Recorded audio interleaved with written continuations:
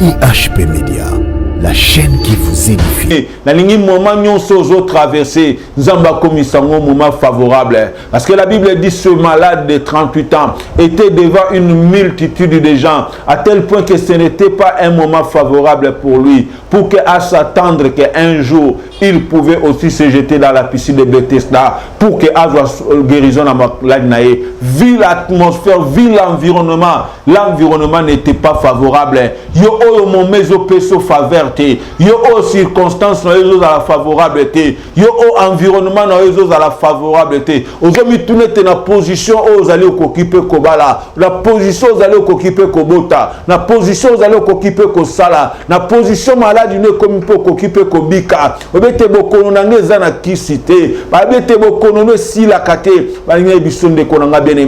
l'éternel Dieu est le maître des temps et des circonstances. A créé un moment favorable dans la vie à bateau. Je l'espère bien aimé. À travers la prière que nous allons faire en ce moment, Dieu va créer des moments favorables dans la vie. Dieu va créer des moments agréables dans la vie. Où ils sont qui désagréables, bien aimé, ça va devenir favorable. Au cours de tes régimes, ils sont favorables.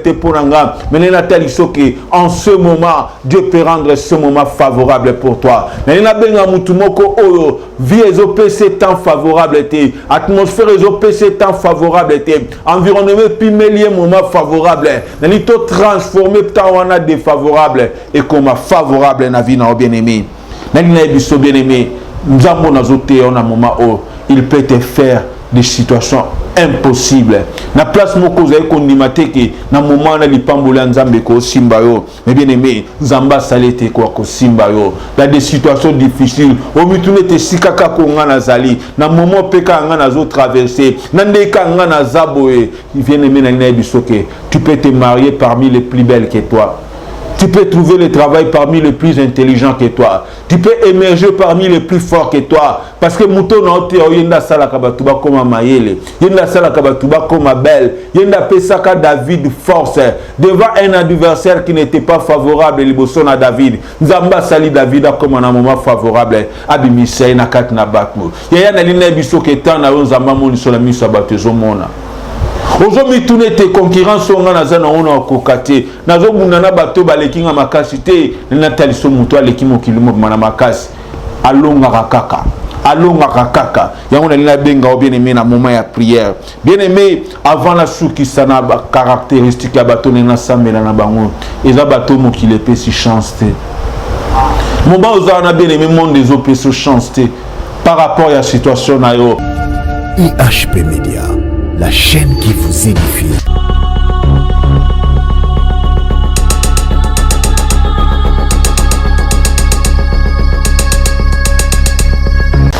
Merci Bandeko Batali Balandi et HP Média na tondi bino botondi surtout na marque ya confiance ozo continuer ko sala biso kwa basali na Nzambe Nzambe a lola a pambola bino na bengami lokwa boyebi na kombo ya ancien médard Mbolela nazali bonko évoluer na communauté ya église pentecôtiste des secouristes et kambami bongo na le grand leader le bishop Ejuba Yamapia on a PC mbote na libotana mobimba nazami bongo na assemblée na biso ya Kimbanseke mingi penza na quartier Kabila, Laurent Désiré Kabila, na commune ya Kimbanseke, wana esika tozali bongo ko évoluer.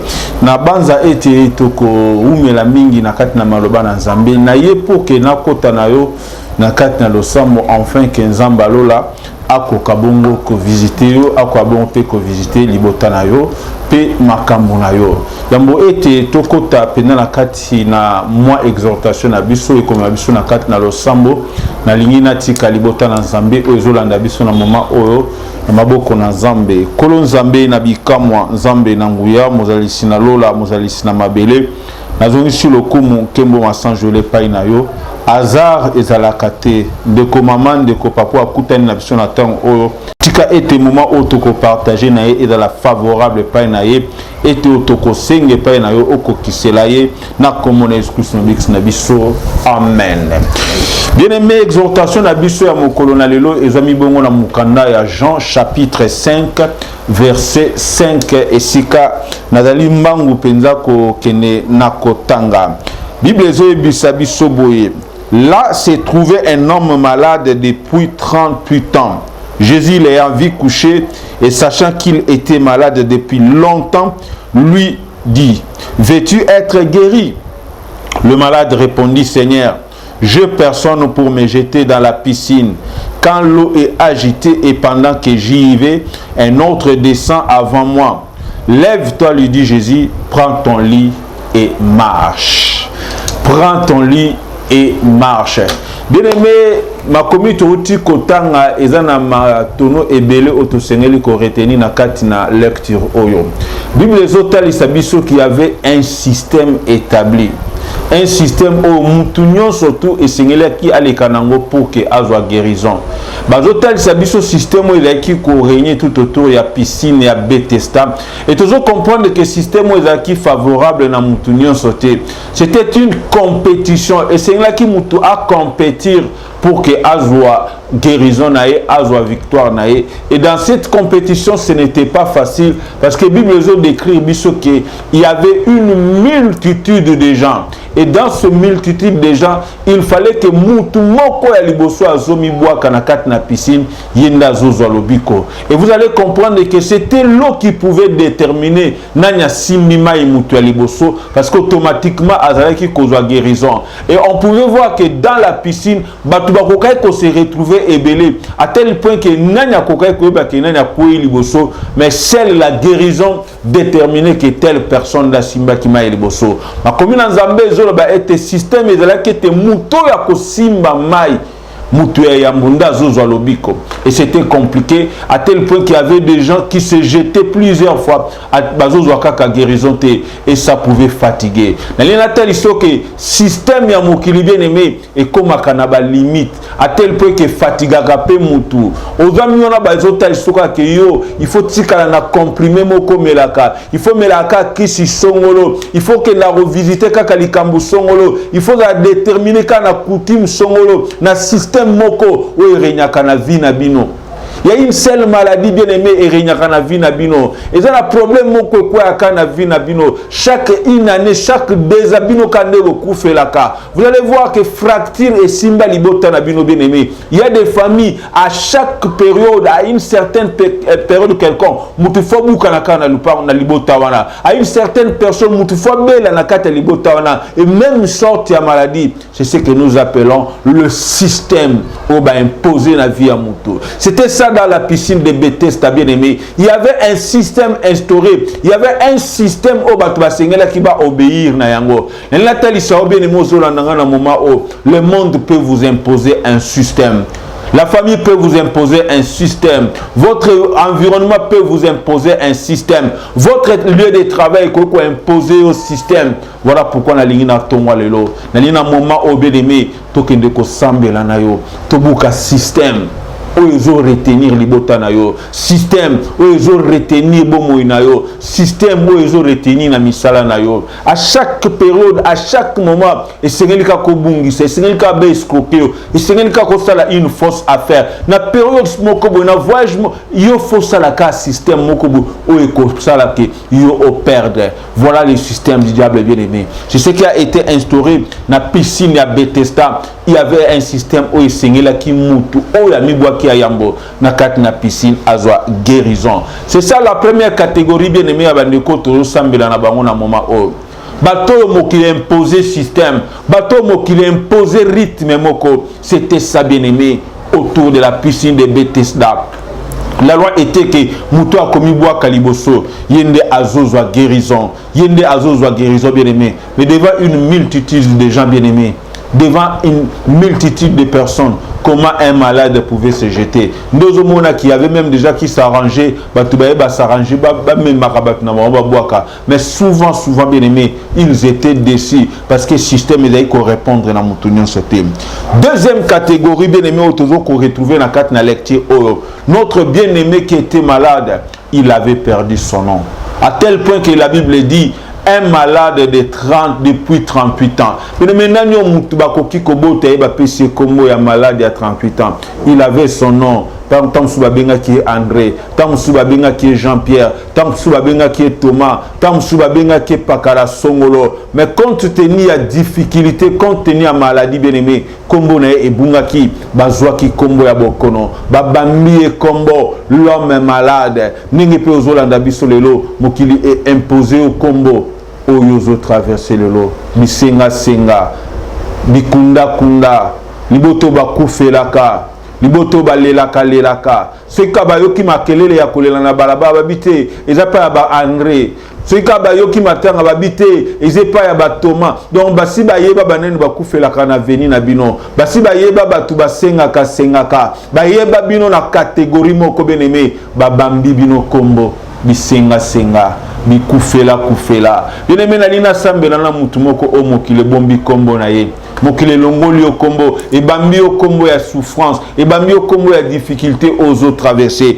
La Bible dit que cet homme malade à 38 ans, on ne nous a pas donné son nom, mais certainement il avait un nom. Mais compte tenu de sa maladie, compte tenu de la durée de sa maladie, compte tenu de sa situation, bah coller kombo par rapport à la situation naïe. De la même manière, bien aimé la nanga na moment o mokile bambi o kombo amela milangi et tout là. Que sais-je encore bien aimé, la tango bien aimé, Zambaye a visité yo, à Longola yo kombo wana bien aimé. Je pouvais me demander la question bien aimé lorsque cet homme de 38 ans était guéri, comment on pouvait encore l'appeler. Je ne pense pas qu'Alina Subabe Ngaye quelqu'un qui était malade parce qu'il devrait retrouver la guérison. De la même yo pozo l'andabison à moment où peut-être les moment Zamba il y a changé destinée na yo. Les moment Zamba il y a changé kombo na yo. Les moment Zamba il y a visité yo. Alongola yo kombo ya Sony. Alongola yo kombo ya malheur. Alongola yo kombo ya kolela. Apesa yo kombo ya sika. Parce que la parole de Dieu dit ceci. À ceux qui ont cru en son nom, il les a appelés les enfants de Dieu. Na ina koti solelo na kata royaume ya bato balela kate na kati ya royaume ya bato bamile bamiswa communauté bato nzamba changer dimension bato nzamba a visita na moment au bien-aimé na nina mema na moment on nzamba ndia visiter yo. Ça c'est la deuxième catégorie bien-aimé ya bato oyo na lina sambela na bango na moment o. Troisième catégorie bien-aimé ya bato na lina sambela na bango lelo ce sont déjà aux situations na bango umeli. Bien-aimé, oumeli tamulaye ozo mikanda te na poto. Oumeli tamulaye ozo salate. Chômage na yo e oumeli. Célibat na yo e oumeli. Bokono na yo e oumeli.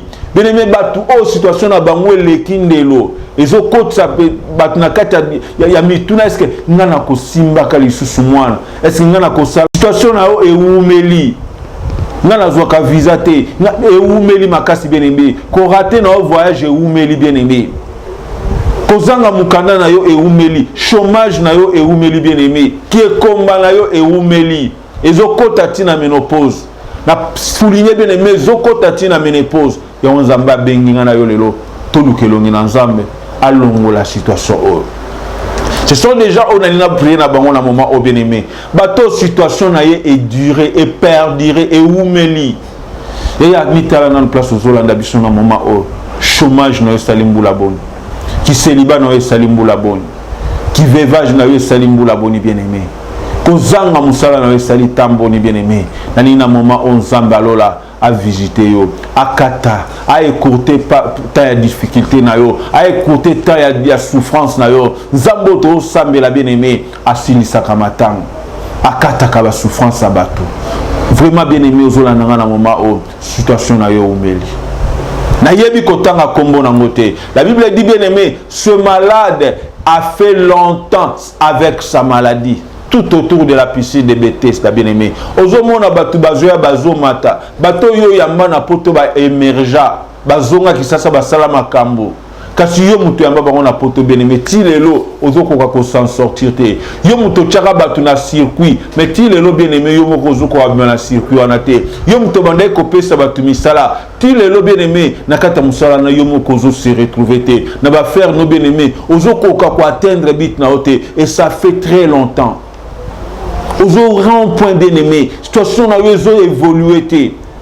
Besoin na wezo évoluer te bien aimé. Est-ce que ko luka nzambe te to luka elongi na nzambe pour que situation na peut s'améliorer, pour que situation na peut aboutir, pour que la démarche n'ait abouti. Donc, l'ensemble de la banda ba démarche 4 ans, 2 ans, 5 ans. Et ils ont une solution, bien aimé. Mais j'aimerais, dans le moment où ils ont bien aimé, tous mes canons zambo na oté ayo. Tous mes canons zambo na oté ayo, bien aimé. Il peut changer quelque chose dans ta vie. Bien aimé, une autre situation. Il y a bateau ce sont des gens qui ont traversé des difficultés dans un moment difficile. Tara Tobimina Covid, moi à faire ici maintenant. Le Dieu que je t'enseigne, le Dieu que je te prêche en ce moment, à cause de ça, le quoi nous était, l'onami peut mener balé, mboula to mboula te, elangate, yokobo tambouma. Neneb sa mutumo ko beneme, na lingi moment nyon sozo traversé, zamba komisango moment favorable. Parce que la Bible dit ce malade de 38 ans était devant une multitude de gens, à tel point que ce n'était pas un moment favorable pour lui, pour qu'à s'attendre qu'un jour, il pouvait aussi se jeter dans la piscine de Bethesda pour que Azwa guérison à l'année. Vu l'atmosphère, vu l'environnement n'était pas favorable. Yo o mon meso peso favorité. Yo o circonstances na ezo à la favorabilité. Yo o environnement na ezo à la favorabilité. Aujourd'hui tout n'est na position aux allez occuper kobala. La position aux allez occuper kobota. La position aux allez occuper kosala. La position malade ne comme pour occuper kobika. Obete bokono nangeza na kisité. Babete bokono no si la kate. Balinga biso de konanga bien-aimé. L'Éternel Dieu est le maître des temps et des circonstances. A créé un moment favorable dans la vie à bateau. Je l'espère bien aimé. À travers la prière que nous allons faire en ce moment, Dieu va créer des moments favorables dans la vie. Dieu va créer des moments agréables dans la vie. Où est-ce qui est désagréable, bien aimé, ça va devenir favorable. Au cours de tes régimes, où est favorable, tes ponanga. Mais en ce moment, Dieu peut rendre ce moment favorable pour toi. Mais il y a vie est temps favorable, atmosphère est temps favorable, environnement puis mêlé moment favorable. Mais il faut transformer temps défavorable et comme favorable dans la vie, bien aimé. Bien aimé, nous avons un moment où il peut te faire des situations impossibles. Na place moko za kondimate ke na moment na lipambola nzambe ko simba yo. Mais bien aimé, nzamba salete ko simba yo. Dans des situations difficiles, au mitune te sikaka ko ngana zali, na moment peka ngana zo traverser, na ndeka ngana zaboe. Bien aimé na bisoke, tu peux te marier parmi les plus belles que toi. Tu peux trouver le travail parmi les plus intelligents que toi. Tu peux émerger parmi les plus forts que toi. Parce que Mouton Naote, Yenda Sala Kabatuba comme Mayele, Yenda Sala Kabatuba comme Abel, Yenda Pesaka David force devant un adversaire qui n'était pas favorable, Liboson à David. Nzamba Sali David comme un moment favorable. Abimisei Nakat Nabatmo. Yaya Naline Biso Ketan na Nzamba Moni Solami Sabatezo Mona.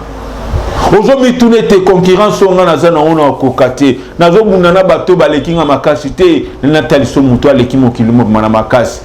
Allons à Rakaka. Allons à Rakaka. Il y a un benga bien aimé dans le moment de prière. Bien aimé, avant la souki, ça n'a pas caractéristique. Il y a bateau dans la sambe dans la bangon. Et il y a bateau qui les fait si chance. Moment où on a bien aimé, monde des autres sur chance.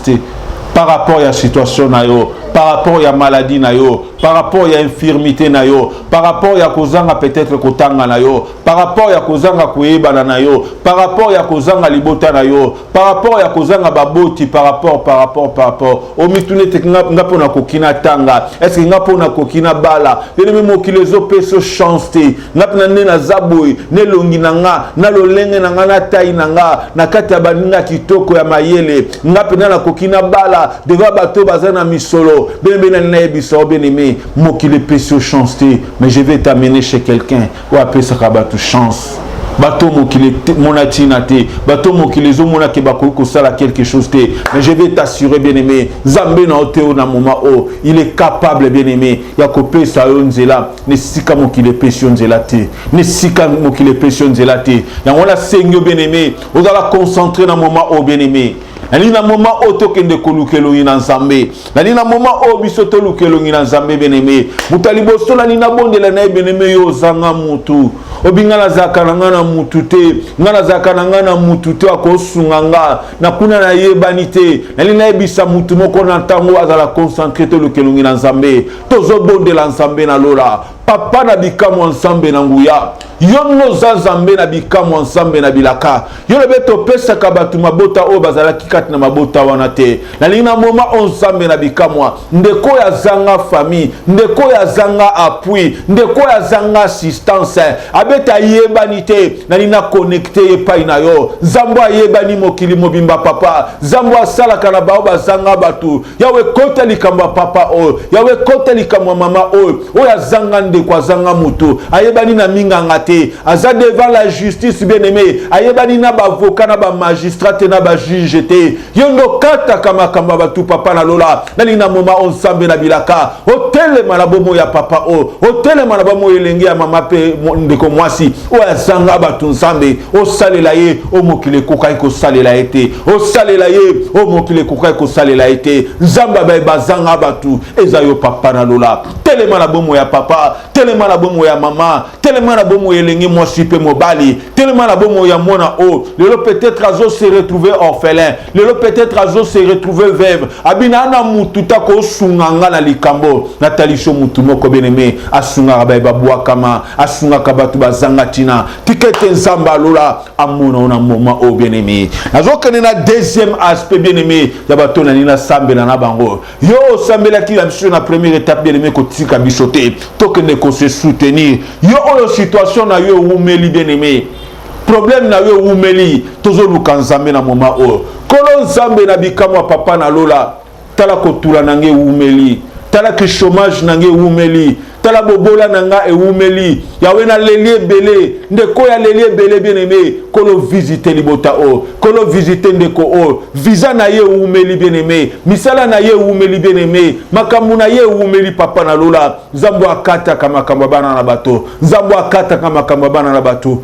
kota likambo ndeko nanga mwasi kota likambo ndeko nanga mobali papa pasi na ye katana souffrance na ye katana bobola na ye katana komba na ye katana qui chômeur na ye katana bien-aimé qui est tout là na ye katana et c'est là au nom puissant de Jésus et c'est là au nom puissant de Jésus zamba visiter au bien-aimé a umisa suli kambo na ote kaka na momo tozo sambela zamba lola visiter yo zamba lola visiter yo problème na yo solution et c'est là au nom puissant de Jésus. Troisième catégorie bien-aimé bato mukile bosa na bien-aimé nazo yebisa nzamba lola na tango ndeko mukile bosa na ye libote bosa na ye bandeko baninga babosa na ye zambo akanisaka yawe tombola créer situation créer miracle la vie na ye mukile se rappeler que ezalkalande komoko Jean ezalkalande komoko Thomas ezalkalande komoko André ezalkalande komoko Charlie na moment ensemble na bilaka